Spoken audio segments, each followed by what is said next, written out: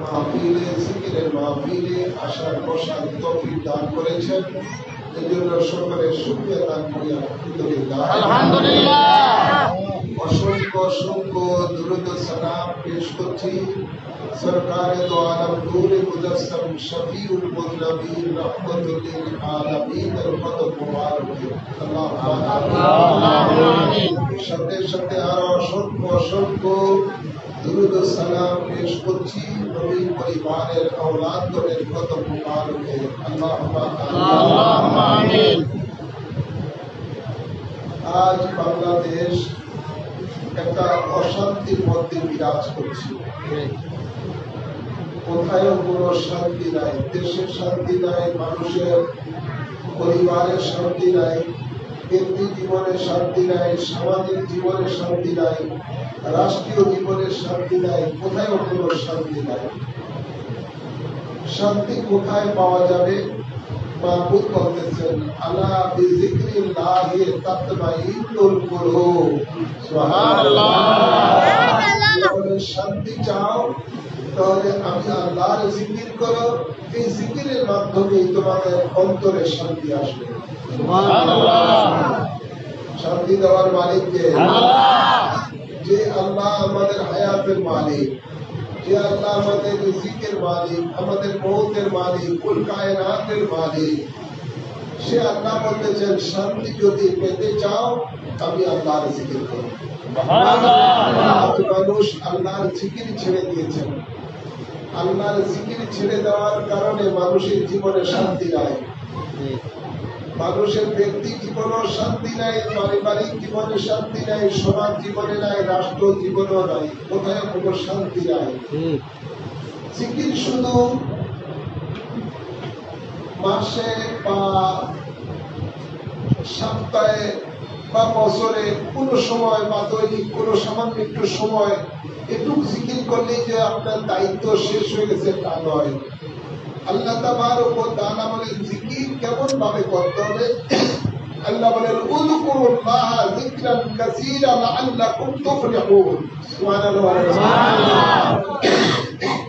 আল্লাহ বলেন তোমরা আমি আল্লাহর জিকির অধিক রূপে তোমরা জিকির করো, তাহলে তোমরা সফলতা লাভ করতে পারবে।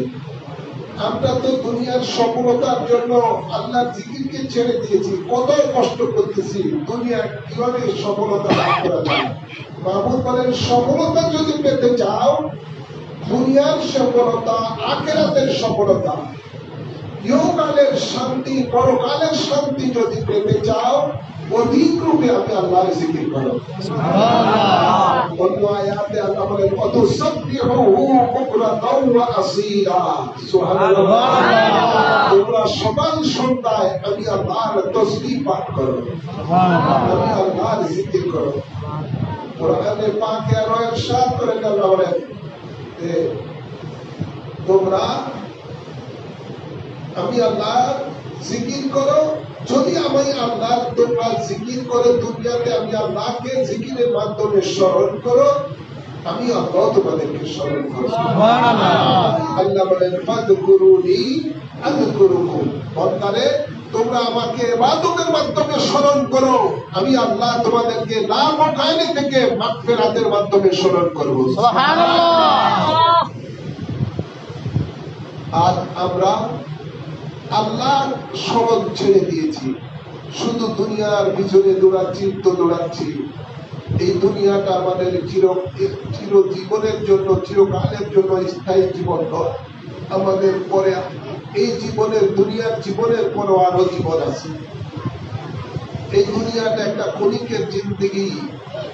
এই দুনিয়া মুসাফির খানা, আজ আনা কাল জানা।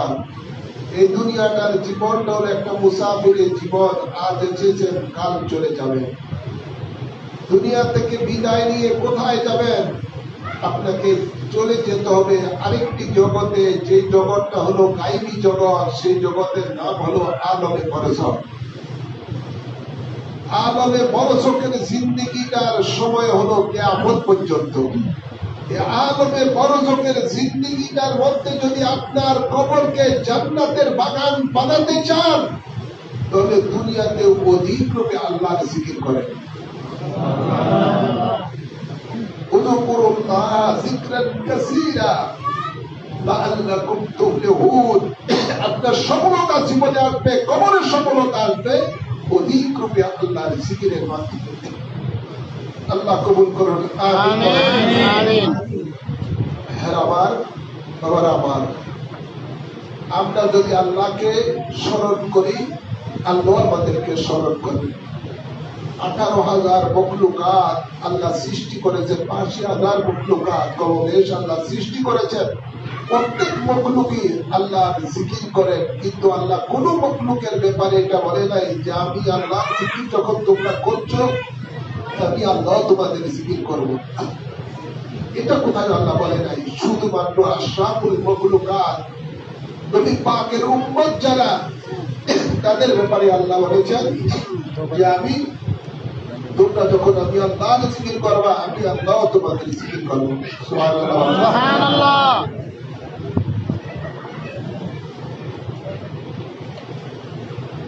তাই এই জিকিরে আল্লাহর জিকির করার জন্য আউলিয়া কেরামগণ বিশেষ করে আল্লাহর নবী পয়গাম্বরগণ একটা স্বতন্ত্র জায়গায়, নিরিবিলি জায়গায় আল্লাহর জিকিরের করার স্থান তারা বানিয়ে দিয়েছেন। যেমন আল্লাহর হাবিব জবলে নূরের মধ্যে আল্লাহর ইবাদত করেছেন। সুবহানাল্লাহ।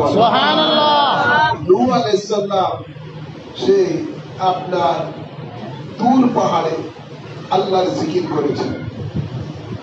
নূহ আলাইহিস সালাম মাছের পেটে আল্লাহর জিকির করেছেন। সুবহানাল্লাহ।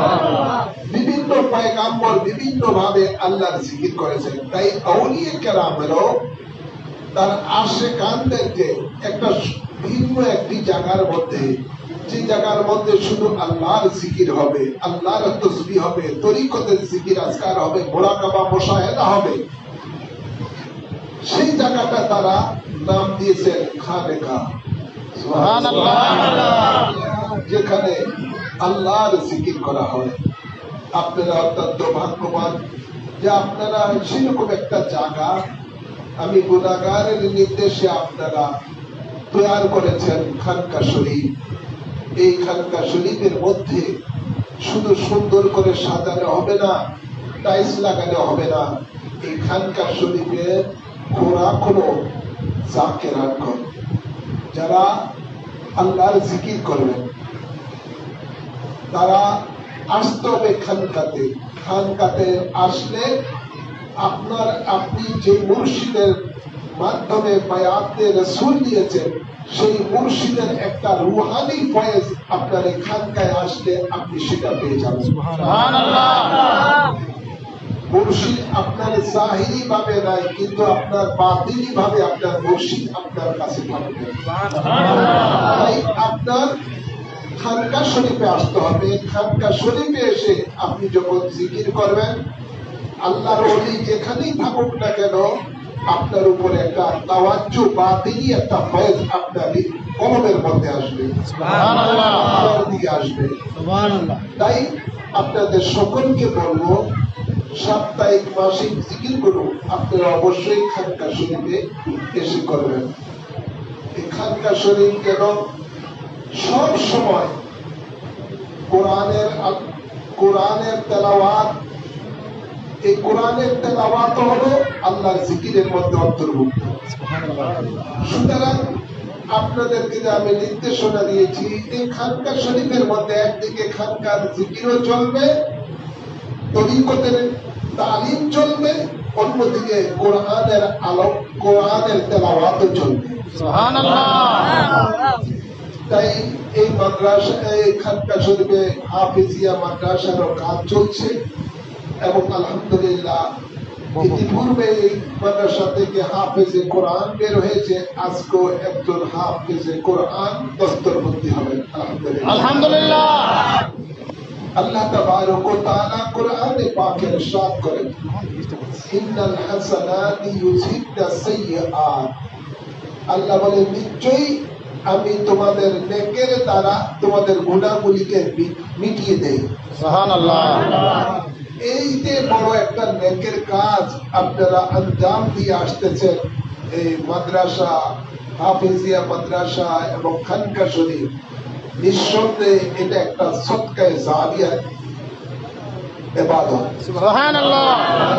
এই খানকা শরীফ মাদ্রাসা থেকে যত হাফেজ বেরোবে, যত লোক এখানে জিকির আজকার করবে, যারা এই পরিবেশ সৃষ্টি করেছেন, ওনারা দুনিয়াতে থেকেও এর সওয়াব পেতে থাকবেন। কবরে মরে গেল, আরবে বরজকে গেল, এই প্রতিষ্ঠান যতদিন থাকবে ততদিনই তার আমল নামার মধ্যে সওয়াব চাইতে থাকবে। সুবহানাল্লাহ। নারে তাকবীর, নারে রিসালাত, আহলে সুন্নাত ওয়াল জামাত, বায়তে রাসূল, বায়তে খোদা, আওলাদে রাসূল, মুর্শিদে কিবলা, ইমামে রব্বানি দরবার শরীফ। আমরা দুনিয়াতে কেউই জানি না আমরা কতদিন দুনিয়াতে থাকবো। যে কোনো সময় আমাদের মৃত্যুর ডাক এসে যেতে পারে। কুল্লু নাফসিন যায়িকাতুল মাউত। আপনারা দেখেছেন মাইলস্টোনের সেই স্কুল কলেজের মধ্যে মা তার সন্তানকে আদর করে স্কুলে পৌঁছে দিয়েছেন। এখন স্কুলে ছুটি হবে, কিছুক্ষণের মধ্যেই বাচ্চাদেরকে নিয়ে মা অপেক্ষা করতেছেন। সেই স্কুলের ময়দানের মধ্যে, মাঠের মধ্যে বের হলে সন্তানকে নিয়ে বাড়িতে ফিরে যাবেন। আর আল্লাহর কি মর্জি, যেই হোক একটা বিশেষ দুর্ঘটনায়, প্লেন দুর্ঘটনায় বাচ্চাগুলিও কি করুণ ভাবে মৃত্যুবরণ করেছে। মাসুম শিশুগুলো, সাথে সাথে তার অনেক গার্জিয়ানও এর মধ্যে, তারা মাঠের মধ্যে যারা ছিলেন তারা মারা পড়েছেন। আমি এই জন্য বলতেছি, এরাও কি কোনোদিন ভাবছে তাদের জীবনে এই ধরনের মৃত্যু আসবে? না না, কি বলেন? জীবন মায়েরা তো ভাবে নাই যে তার সন্তানকে আনতে গিয়ে তার এভাবে মৃত্যু হবে, কেউই জানেন না। তাই এটা কি বলতে চাই, আমরা আপনারা যারা এখানে আছি, কখন কোন সময় মৃত্যুর ডাক এসে যেতে পারে কেউ আমরা জানি না। তাই আমাদের কর্তব্য হবে যে দুনিয়াতে আমরা যতদিন থাকি না কেন, আল্লাহ যতটুকুই হায়াত দিচ্ছেন না কেন, এই হায়াতের মধ্যে যেন আমরা সময়টা অবহেলা করে আল্লাহর জিকিরকে বন্ধ করে দিয়ে যেন না কাটাই। কোরআনের আওয়াজ, কোরআনের তেলাওয়াত যেন বন্ধ না হয়, সেদিকে যেন আমরা খেয়াল করি। আমরা যেন সদা সর্বদা আল্লাহর ইবাদতের মধ্যে থাকি, আল্লাহর জিকিরের মধ্যে থাকি। তাহলে আল্লাহ তাবারক ওয়া তাআলার রহমত, বরকত আমাদের উপরে নাযিল হতে থাকবে। আল্লাহ কবুল করুন, আমিন আমিন। এই মাদ্রাসা, এই খানকা শরীফের দোতলার মধ্যে ছাত্ররা থাকবে। এখানে মাদ্রাসা, এখানে দোতলাটা যদি হয়ে যায়, তাহলে অনেক ছাত্র এখানে বোর্ডিং এর মধ্যে থেকে কোরআনের তেলাওয়াত করতে পারবে, হাফেজে কোরআন হতে পারবে। আপনি হাফেজে কোরআন হতে পারলেন না, আপনার সন্তানকে হাফেজে কোরআন বানাতে পারলেন না, এখন অন্য একজন গরিব ছাত্রকে যদি আপনি এভাবে হাফেজে কোরআন হওয়ার জন্য যদি সে সহযোগিতা করেন, তাহলে সেই ছেলেটা হাফেজে কোরআন হয়ে যত সওয়াব পাবে, আপনার এই সহযোগিতার কারণে আপনিও সমপরিমাণ সওয়াব পাবেন। সুবহানাল্লাহ।